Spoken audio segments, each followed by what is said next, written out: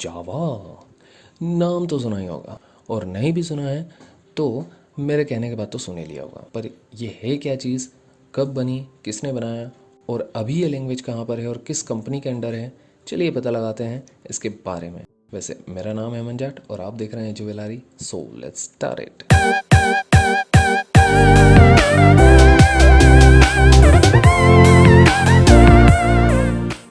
तो भाई साहब, जावा एक ऑब्जेक्ट ओरिएंटेड प्रोग्रामिंग लैंग्वेज है।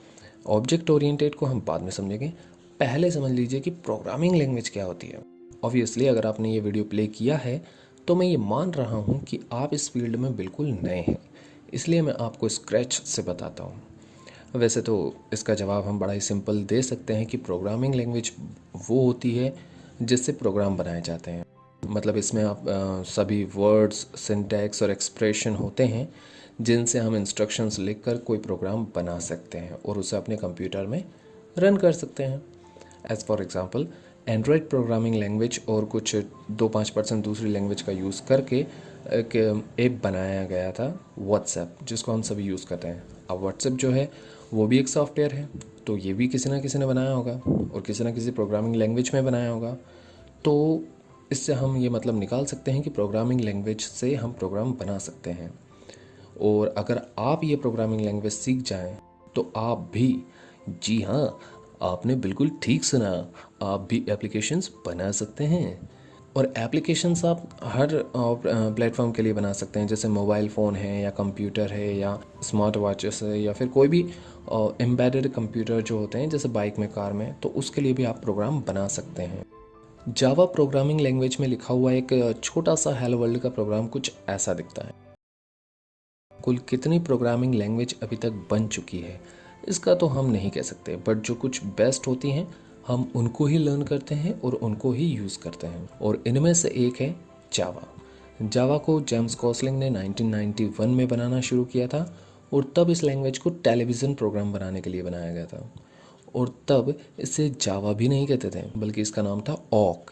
ऑक एक्चुअली गॉसलिंग अंकल के ऑफिस के सामने लगा हुआ एक पेड़ था।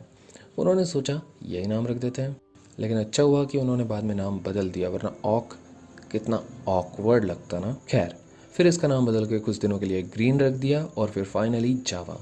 अब जावा जो है वो इंडोनेशिया की एक कॉफ़ी की ब्रीड का नाम है। मतलब कुछ तो भी रख लेते हैं यार, जावा है, वटेवर। जावा को बाद में सन माइक्रो सिस्टम ने एक्वायर कर लिया था 1996 में, और तभी इसका पहला वर्जन 1.0 रिलीज़ किया गया।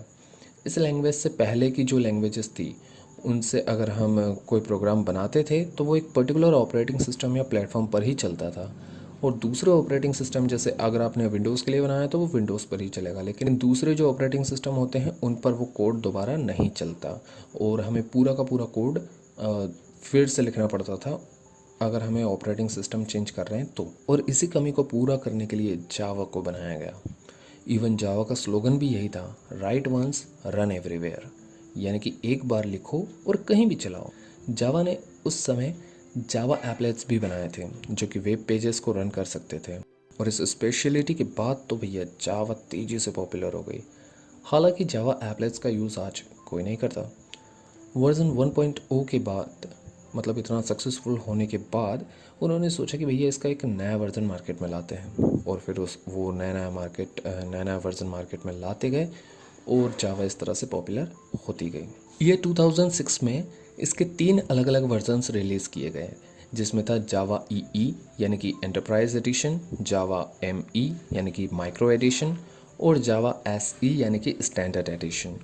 और इसी साल इसका सबसे पॉपुलर सॉफ्टवेयर रिलीज़ किया गया था जो एक्चुअली एक सिस्टम सॉफ्टवेयर ही था, JVM यानी कि जावा वर्चुअल मशीन। अब ये क्या है तो इसको भी हम किसी दूसरे वीडियो में देखेंगे।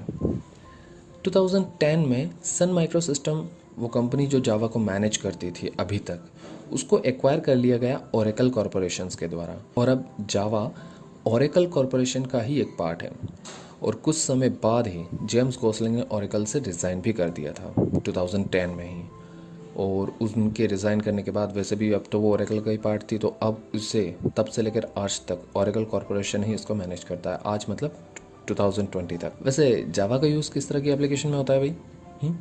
तो आंसर है बहुत सारी एप्लीकेशन, जैसे mobile application, desktop application, web servers, application server, games, database connection और भी बहुत कुछ। वैसे जावा को बनाते समय इसके क्रिएटर गोसलिंग चाचा ने 5 बेसिक सिद्धांत रखे थे। कौन से 5 देखते हैं। पहला है it must be simple, object oriented and familiar, यानी एक ऐसी लैंग्वेज जो सिंपल होना चाहिए, ऑब्जेक्ट ओरिएंटेड होना चाहिए और फैमिलियर भी होना चाहिए। फैमिलियर बनाने के लिए गोसलिंग चाचा ने इसके ज़्यादातर सिंटेक्स को सी और C++ के जैसा ही रखा था। सेकेंड है it must be robust and secure. Robust यानी इसके जो कुछ काम है वो खुद ही कर लेती है लैंग्वेज, जैसे कि एग्जांपल के लिए गार्बेज कलेक्शन।